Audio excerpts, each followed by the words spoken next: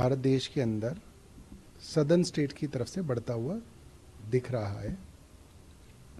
दिल्ली के अंदर हमने RT-PCR टेस्टिंग जो है शुरू कर दी है और लगभग 250 से 400 RT-PCR टेस्ट हमारे यहाँ रोज़ हो रहे हैं।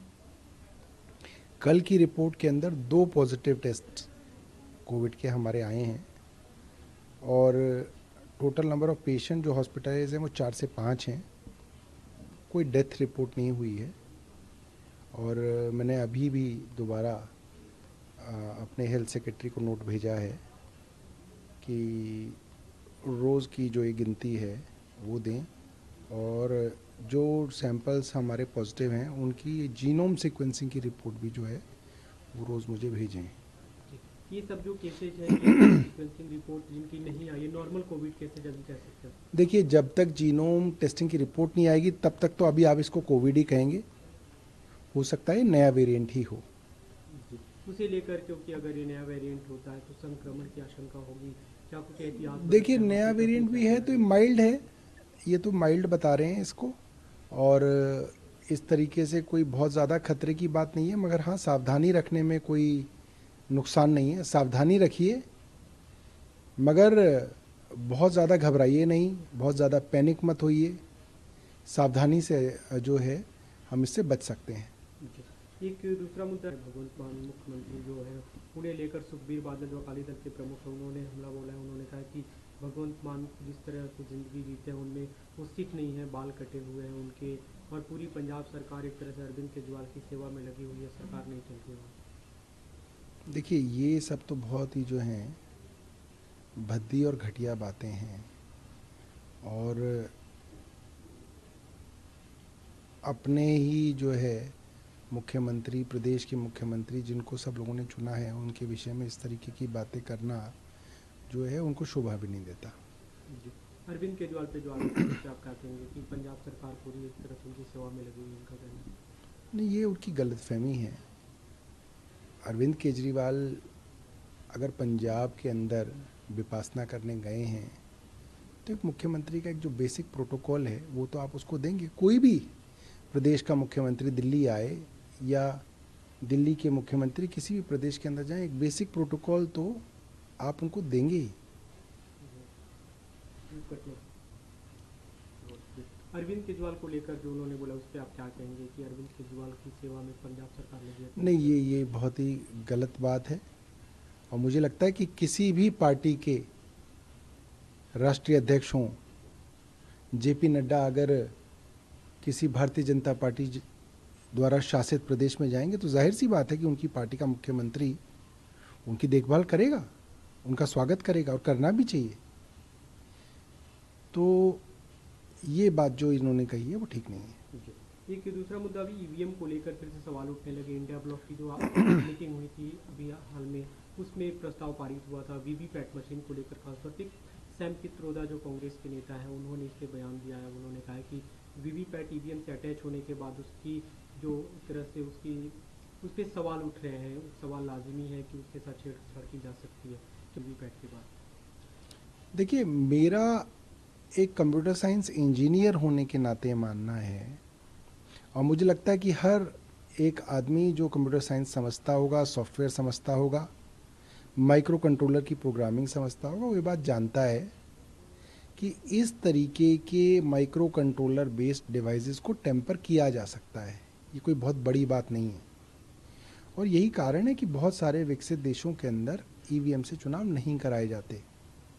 और मैं देख रहा हूँ कि जब जब ग्राउंड पे जो रिपोर्ट आ रही है और जो इलेक्शन के EVM के रिजल्ट आ रहे हैं वो अलग होते हैं, तो इसको लेके लोगों के मन में और पार्टियों के मन में संदेह आता है, क्योंकि वोट कोई ऐसी चीज़ नहीं है जिसको आप जो है ज़मीन पे समझ ना सकें। आप अगर उस ज़मीन पे हैं, अगर आप उस प्रदेश में घूम रहे हैं, लोगों से बात कर रहे हैं, तो आपको एक ओवरऑल माहौल जो है पता चलता है।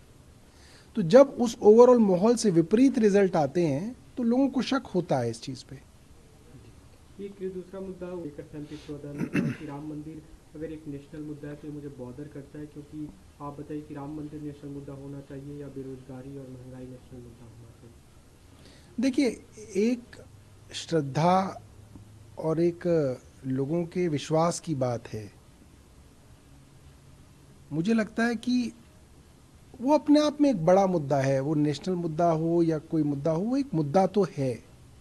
और वो मुझे लगता है कि हर धर्म के जो भी हमारे श्रद्धेय होते हैं उनके प्रति लोगों के मन में सद्भावना होती है, लोग उनकी पूजा करते हैं। और अगर भगवान राम की पूजा लोग कर रहे हैं और इस पर चर्चा हो रही है तो इसके अंदर कोई बुरी बात नहीं है। हाँ, इसके अंदर कोई राजनीतिक दल अपनी राजनीतिक रोटियां सेके, वो भी गलत है।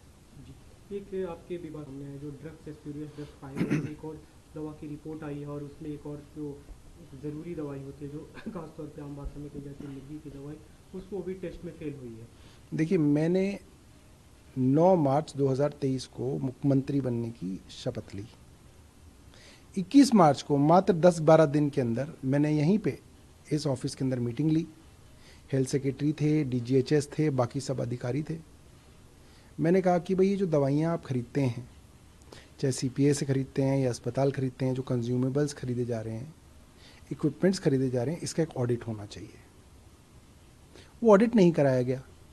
अप्रैल में मिनट्स रिलीज हुए, उसमें फिर कहा गया कि इस ऑडिट को एक्सपीडाइट किया जाए, ऑडिट तब भी नहीं कराया गया। जुलाई में दोबारा से मैंने पुराने मिनट्स का हवाला देते हुए कहा कि भाई ये ऑडिट का क्या हुआ, इसके ऊपर एक्शन टेकन रिपोर्ट दें। वो एक्शन रिपोर्ट आज दिसंबर तक भी मेरे पास नहीं आई है। एक विभाग का मंत्री अपने अफसरों को आदेश दे सकता है, मगर जब से ये नए एलजी साहब आए हैं तब से अफसरों ने चुनी हुई सरकार की बातें सुनना बंद कर दिया है। ये बात जग जाहिर है। अब जब पूरे का पूरा महकमा अफसर ही चला रहे हैं तो अब आप मंत्री से क्या चाहते हैं? मैं अपनी इंस्पेक्शंस पे जाता हूं, वहां आप देखते होंगे वहां पे भी हेल्थ सेक्रेटरी जनरली नहीं होते हैं। आपने बताया कि ये जो सैंपल है ये फेल हो गया। कल भारतीय जनता पार्टी के लोग कह रहे थे कि ये जो सैंपल फेल होने की खबर है ये अक्टूबर में आ गई। आज तक मंत्री होने के नाते मुझे ये रिपोर्ट नहीं दी गई है। ना मौखिक रूप से कभी हेल्थ सेक्रेटरी ने बताया है, ना किसी और अफसर ने बताया है कि ये रिपोर्ट्स फेल हो गई। आज भी जो रिपोर्ट फेल होने की आप बात बता रहे हैं ये आपके माध्यम से मुझे पता चला है। तो भारतीय जनता पार्टी के दिल्ली अध्यक्ष को पता है कि अक्टूबर के अंदर हमारे सैंपल फेल हो गए, क्योंकि अफसरों को भारतीय जनता पार्टी की केंद्र सरकार और एलजी चला रहे हैं। मुझे अगर बताया हो तो मैं पूछूंगा कि भाई क्या किया क्या नहीं किया। ना विजिलेंस की रिपोर्ट हमें देते हैं, ना टेस्ट रिपोर्ट देते हैं, क्या सैंपल पास हुआ क्या सैंपल फेल हुआ ये भी नहीं देते हैं। हाँ, सवाल भारतीय जनता पार्टी हमसे पूछती है, तो हम भारतीय जनता पार्टी से पूछना चाहते हैं कि भाई सारी जवाबदेही तो अफसरों की आपने खत्म कर दी और अब ये सारी जवाबदेही है आपके प्रति। तो आप बताइए कि आपके अफसर क्या कर रहे हैं, क्या गड़बड़ कर रहे हैं, आप बताइए। इस मुद्दे पे बीजेपी आज प्रोटेस्ट भी करने वाली है, जो स्पूरियस ड्रग्स का मामला है और उस पे जो पोस्टर लगे आप ही का नाम लिखा हुआ है कि सौरभ। देखिए, अगर जवाबदेही की बात है तो अफसरों की जवाबदेही सौरभ भारद्वाज के प्रति तो नहीं है। जिसके प्रति है वो आदमी इस्तीफा दे, और किसके प्रति है वो सब जानते हैं। तो इसका समाधान क्या होना चाहिए, क्योंकि लगातार कई दवाएं हैं जिनकी रिपोर्ट फेल हो रही देखिए, है, आम लोग समाधान ये है कि ये जो पूरी की पूरी डेमोक्रेसी है, पूरा का पूरा प्रजातंत्र है, ये सुप्रीम कोर्ट ने भी कहा ये ट्रिपल चेन ऑफ कमांड से चलती है।